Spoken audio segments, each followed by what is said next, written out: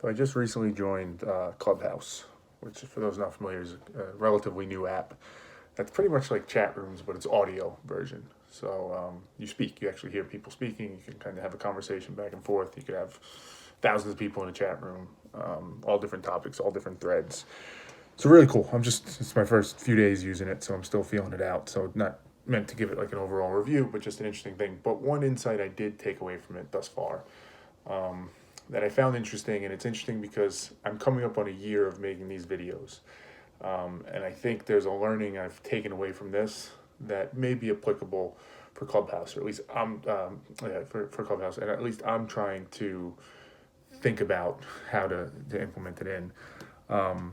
So I've been making these videos for a year, and for anybody, if you happen to be watching this, you'll notice there's not many views, there's not many subscribers. So what, if I'm being totally honest, initially started as, hey, let's see where this goes, but probably with an expectation of like, hey, this will get pretty big. I'll get a bunch of viewers and I'll get a bunch of subscribers, and this will become a big deal.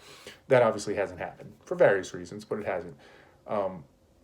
What I have taken away from this, though, is so now more or less for a year I've been making videos for myself. I've been making them, I shoot them, I watch them, that type of thing.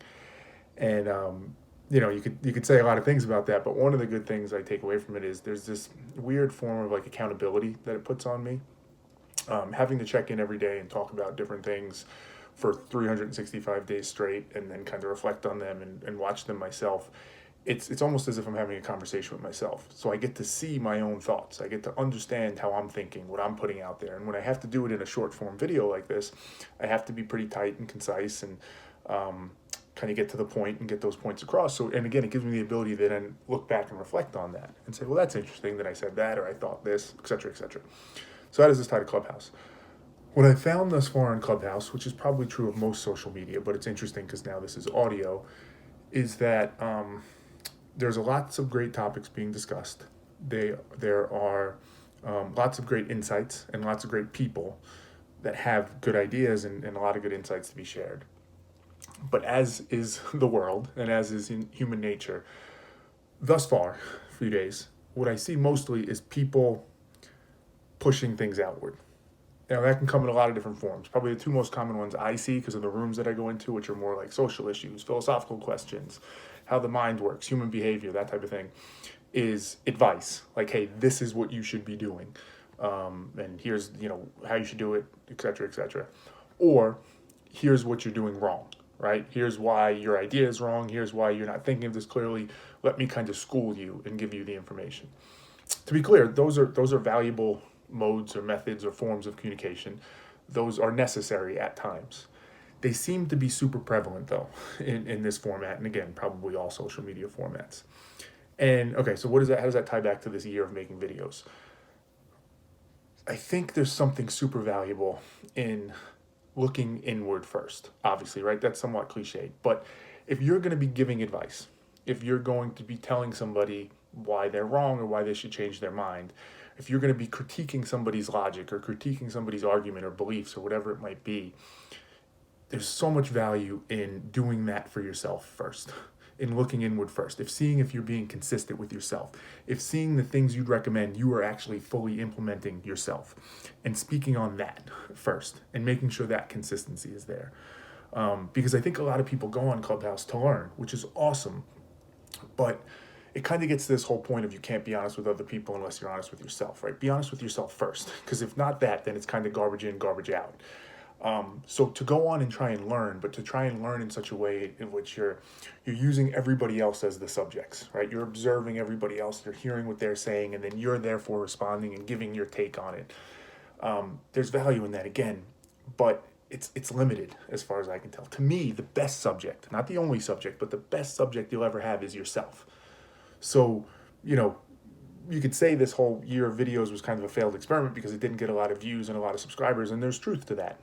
But again, the value it did bring is it forced me to have that conversation with myself. It forced me to dissect myself as the subject and see, what am I thinking? Where's the inconsistencies? Because there's so much there that I could look at over 365 days.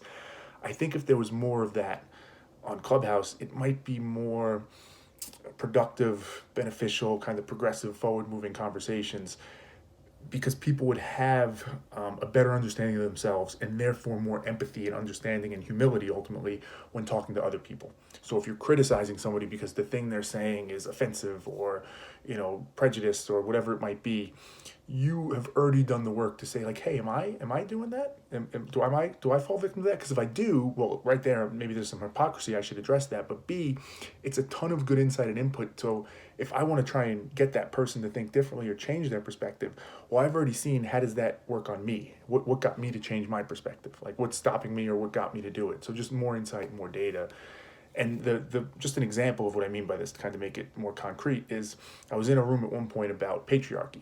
And is patriarchy the whole issue and the issues people have with it, is it real? And within this room, there was a gentleman who happened to be, who was very declarative and very certain about patriarchy not being a bad thing, and that feminists more or less had made this up. At the same time, he was a person of color. I think he wasn't African American because he was from somewhere else, but he was a black guy. He was also talking a lot about racial issues and how black people have been oppressed, which totally get it. And my point here isn't to say that he was right, wrong, or indifferent. My point is he was very confident and clear to make the point that when it came to people of color and people like himself, there was oppression and there was issues, and he was speaking on that. But when it came to listening to women and hearing if there was issues they had, right, issues with the patriarchy and things that caused them problems, he was very quick and certain to dismiss a lot of that and even kind of get people off the stage. And to me, that was just a perfect example of that moment where, hey, it's not to say you're right or wrong. It's just, are you sure? Have you earned it? Have you earned the right to really be as declarative as you are to this woman you're speaking to, or whoever it might be, whatever you can go any direction, whatever the social issues are. And I think more the times than not, we haven't earned it. We haven't been honest with ourselves yet to therefore be honest with others. And I think that would add a lot of value.